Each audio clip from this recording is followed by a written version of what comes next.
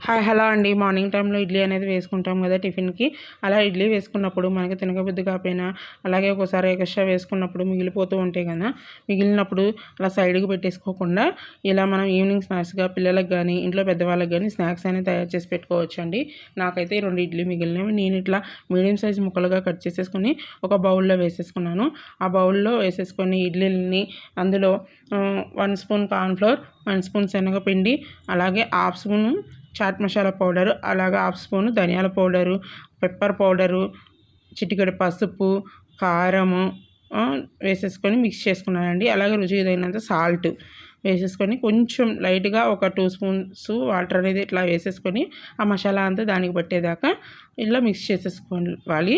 Mix చేసేసుకొని ఆ deep ఫ్రైకి సరిపడినంత ఆయిల్ అనేది పెట్టేసుకొని ఆయిల్ బాగా మరిగిన తర్వాత ఇలా మనం మిక్స్ చేసి పెట్టుకున్నాం కదా, వాటిని ఇందులో వేసేసుకొని డీప్ ఫ్రై గోల్డెన్ కలర్ వచ్చేదాకా ఫ్రై అనేది చేసేసుకొని సైడ్కి తీసేసుకుంటే సేమ్ మనకి పునుగులు టేస్ట్ లాగానే వస్తుందండి.